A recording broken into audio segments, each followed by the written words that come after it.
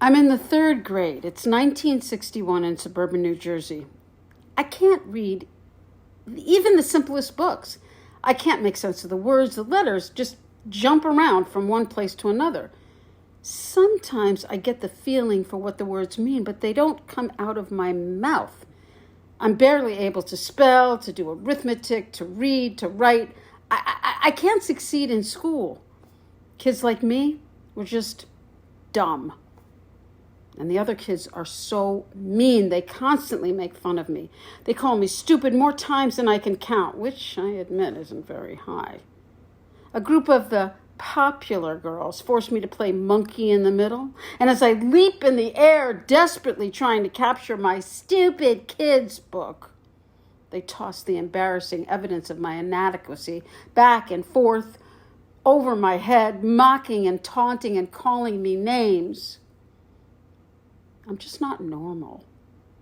I'm sitting in a circle, a reading group. My turn comes. I feel dizzy and nauseous and oh my God, I'm trying to make the words come out of my mouth and just vomit just comes and I throw up all over myself. The teacher sends me to the nurse's office and she takes off my vomit-covered shirt and dress, and all the kids are walking by the door and they're just looking at me because all I have on is my undershirt and underpants. I throw up on the way to school almost every day.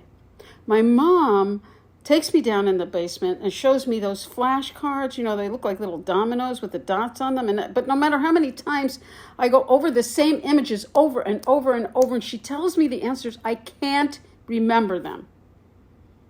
They gather hundreds of kids in the classroom, in the auditorium.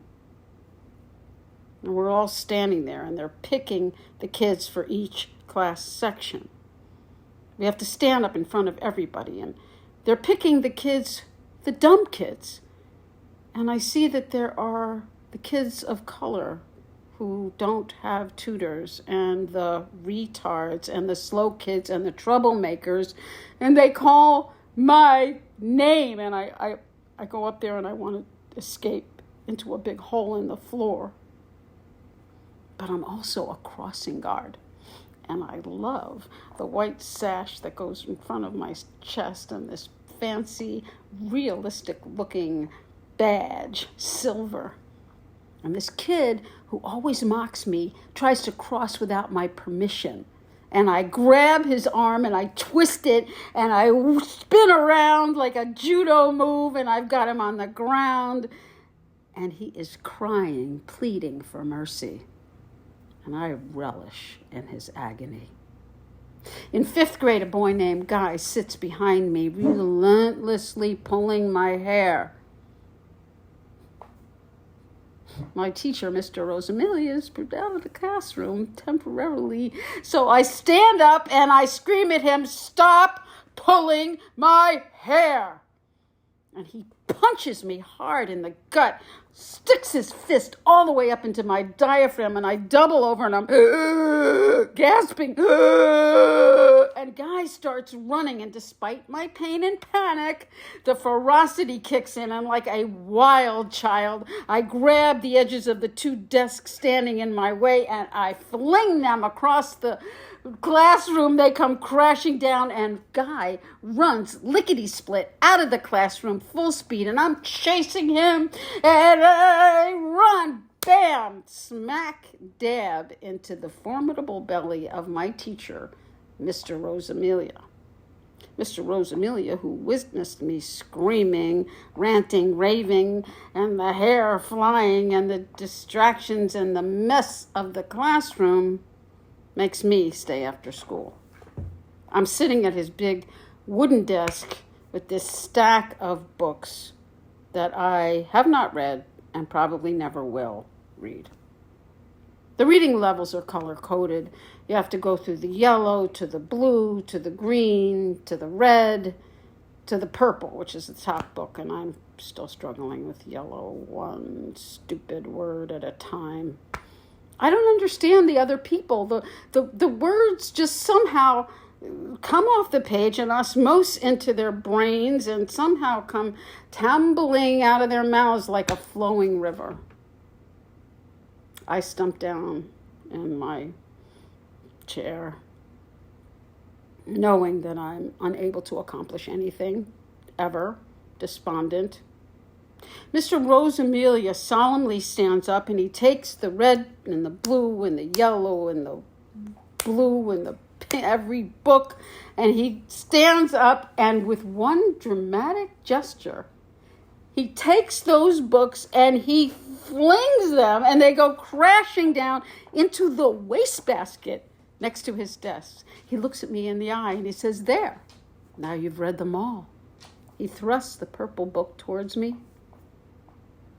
And you know what?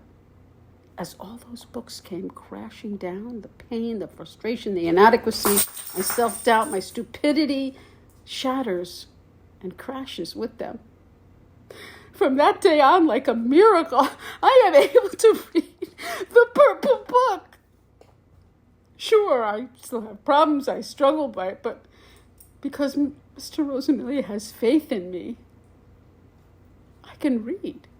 Now, 60 years later, I can't add, I can't do my multiplication tables past 5, but I compensate.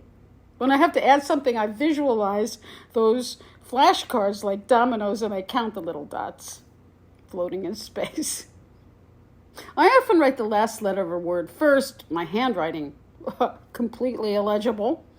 You might find me at Hannaford's looking quizzically at a handwritten shopping list and cursing myself under my breath, was wondering, like, what is that word indecipherably written sideways in the middle of a bunch of other words in different directions? It says bananas.